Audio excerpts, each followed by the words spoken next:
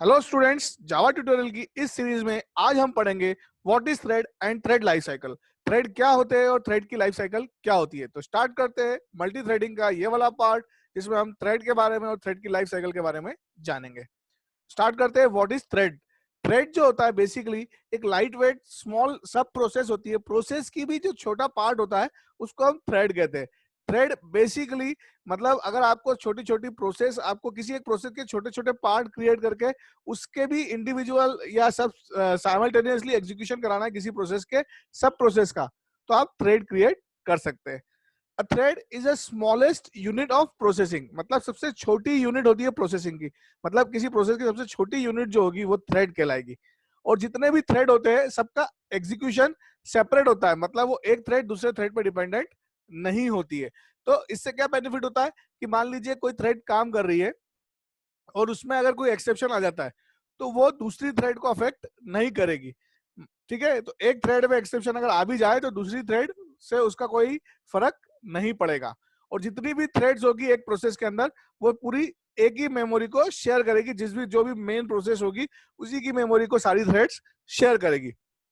हर process में minimum एक thread तो होती ही होती है। ठीक है, एन एप्लीकेशन है मल्टीपल प्रोसेस। मान लीजिए कोई बड़ा सॉफ्टवेयर है, कोई बड़ी एप्लीकेशन है, तो उसमें बहुत सारी मल्टीपल प्रोसेस हो सकती है और हर प्रोसेस में बहुत सारी थ्रेड्स हो सकती है। मतलब पहले एक बड़ा एप्लीकेशन होगा, उस एप्लीकेशन को प्रोसेस के अंदर डिवाइड किया जाता है और उन प्रोसेस को भी फिर थ्रेड्स के अंदर डिवाइड किया जाता है। एक प्रोसेस जो भी होती है वो पहले सिंगल थ्रेड से चालू होती है, जिसे हम मेन थ्रेड या प्राइमरी थ्रेड कहते हैं, और बाद में फिर वो और थ्रेड क्रिएट करती है। मतलब मेन थ्रेड और थ्रेड क्रिएट कर सकती है। ठीक है, और हर थ्रेड एक थ्रेड या मल्टीपल थ्रेड्स क्रिएट कर सकती है। ठीक है, थ्रेड कोई एक खुद का एक मतलब इंडिविजुअल प्रोग्राम नहीं होती है। थ्रेड एक पार्ट होती है प्रोग्राम का। ठीक है, खुद का एक प्रोग्राम कोई प्रोग्राम नहीं होती है और वो खुद से रन भी नहीं हो सकती। वो हमेशा प्रोग्राम के अंदर ही एग्जीक्यूट होगी। मतलब आप बोलोगे एक थ्रेड कोई इंडिविजुअल प्रोग्राम है, तो नहीं, एक प्रोग्राम के अंदर उसके सब पार्ट्स होते हैं, उसको हम थ्रेड कहते हैं। और थ्रेड हमेशा किसके अंदर रन होगी? एक प्रोग्राम के अंदर रन होगी।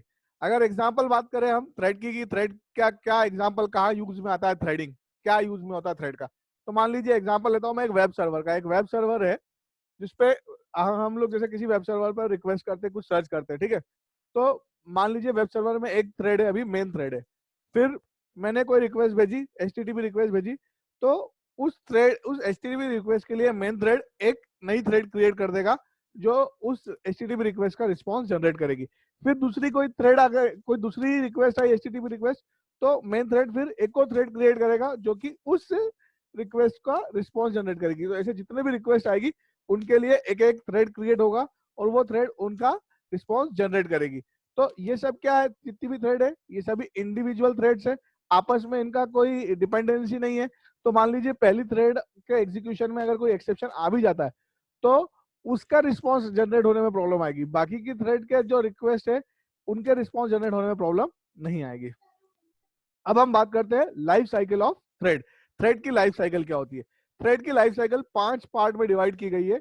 New, runnable, running, non runnable या ब्लॉक्ड और टर्मिनेटेड। ठीक है, ये 5 लाइफ साइकिल पार्ट होते हैं जिसमें थ्रेड रहती है। सबसे पहले होती है न्यू। न्यू मतलब जैसे ही आप कोई इंस्टेंस क्रिएट करते हो थ्रेड क्लास का, कोई ऑब्जेक्ट बनाते हो थ्रेड क्लास का, तो आपका एक थ्रेड क्रिएट होता है जो कि न्यू स्टेज में होता है। क्योंकि अभी स्टार्ट, जब तक आप थ्रेड को स्टार्ट नहीं करोगे, स्टार्ट मेथड कॉल नहीं करोगे, तब तक थ्रेड जो होगा न्यू थ्रेड कहलाएगा। ठीक है, फिर होती है रनेबल स्टेट। रनेबल स्टेट में क्या होता है कि जब आप स्टार्ट मेथड कॉल कर लेते हो तो जो थ्रेड होता है वो रनेबल स्टेट में आ जाता है, मगर उस थ्रेड को अभी शेड्यूलर ने सिलेक्ट नहीं किया है कि वो एग्जीक्यूट हो सके। मतलब अभी वो वेट कर रहा है कि उसको शेड्यूलर सिलेक्ट करे और वो फिर एग्जीक्यूट हो। तो ऐसा थ्रेड जो क्रिएट हो चुका है, स्टार्ट मेथड भी कॉल कर लिए मगर अभी एग्जीक्यूट नहीं हो रहा है, तो वो कौन सी स्टेट में होगा? रनेबल स्टेट में होगा।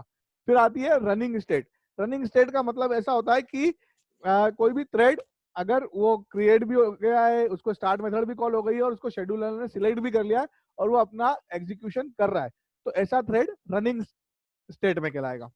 फिर आती है नॉन रनेबल या ब्लॉक्ड। मतलब स्टेट क्रिएट हो चुकी है, जिंदा अलाइव है, अभी भी काम कर सकती है, मगर वो अभी एलिजिबल नहीं है, किसी कारणवश उसको वो एग्जीक्यूट नहीं कर रही है, करंटली वो एग्जीक्यूट नहीं कर रही है। थ्रेड शेड्यूलर ने उसको अभी एग्जीक्यूट नहीं करा रहा है, तो ऐसी स्टेट नॉन रनेबल स्टेट में होगी। और टर्मिनेटेड, लास्ट है टर्मिनेटेड, मतलब ऐसी थ्रेड जिस जो टर्मिनेट हो चुकी है, डेड हो गई, उसका पूरा काम खत्म हो गया है और कंप्लीट हो गई है, रन मेथड उसकी एग्जिट कर चुकी है, तो फिर वो रन मेथड से एग्जिट हो चुकी है, तो ऐसी थ्रेड टर्मिनेटेड थ्रेड कहलाएगी। मतलब अब वो एग्जीक्यूशन उसका आगे नहीं होगा। ठीक है। अब दो तरीके हैं थ्रेड को क्रिएट करने के। अगर आपको किसी क्लास के अंदर थ्रेड क्रिएट करना है तो दो तरीके हैं। एक है by extending a thread class, मतलब आप थ्रेड क्लास को एक्सटेंड कर लीजिए, ऐसे क्लास बनाई मैंने एक माय थ्रेड और एक्सटेंड कर लिया थ्रेड क्लास को, तो ये एक तरीका है थ्रेड क्लास को एक्सटेंड करके। और दूसरा है रनेबल इंटरफेस को इंप्लीमेंट करके, इंप्लीमेंट रनेबल इंटरफेस, है ना। रनेबल इंटरफेस को अगर आप इंप्लीमेंट कर लेंगे तो भी आप थ्रेड क्लास का यूज या थ्रेडिंग मल्टी थ्रेडिंग परफॉर्म कर सकते हैं। तो मल्टी थ्रेडिंग परफॉर्म अगर आपको करना है आपकी क्लास के अंदर, तो दो तरीके हैं, या तो आप क्लास को एक्सटेंड कीजिए या आप रनेबल इंटरफेस को इंप्लीमेंट कीजिए। ठीक है।